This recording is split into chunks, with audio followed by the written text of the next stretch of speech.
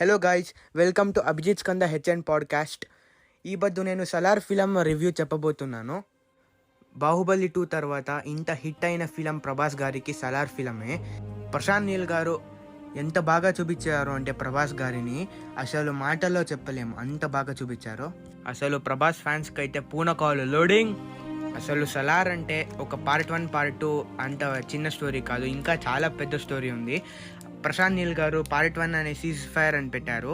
ఆమె పార్ట్ 2 పేరు శౌర్యం అని వస్తుంది.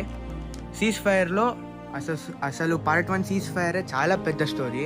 అసలు మనము ఒక పేరు కూడా జ్ఞాపకం పెట్టుకోలేము, అంత పెద్ద స్టోరీగా ఉంది. ప్రభాస్ గారి ఎంట్రీ మాత్రం ఎక్స్ట్రాడినరీ.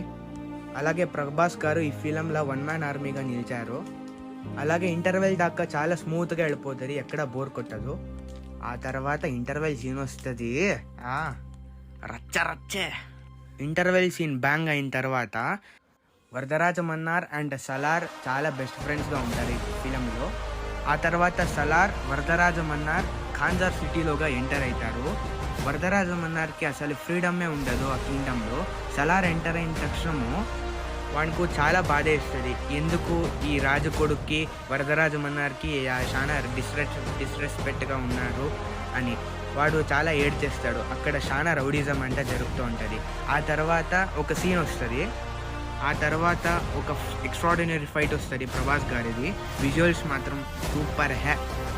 అసలు మనము క్లైమాక్స్లో ఆ ట్విస్ట్ ఊహించలేనటువంటి ట్విస్ట్ ఇస్తాడు ప్రశాంత్ నీల్ గారు. ఈ ట్విస్ట్తో పార్ట్ 1 ముగుస్తుంది. ఈ ట్విస్ట్ ఏది అంటే సలార్ గారే ఒక కింగ్డమ్కి రాజే ఉంటాడు. అది లాస్ట్ ట్విస్ట్, క్లైమాక్స్లో ట్విస్ట్ ఇస్తారు. ఈ ట్విస్ట్తో పార్ట్ 1 ముగుస్తుంది. పార్ట్ 2 శౌర్యం అనే పార్ట్ 2తో స్టార్ట్ అవుతుంది. ఓవరాల్గా ఫిలం పూర్తి చూస్తే ఫిలం మాత్రం సూపర్గా ఉంది, ఎక్స్ట్రాడినరీ.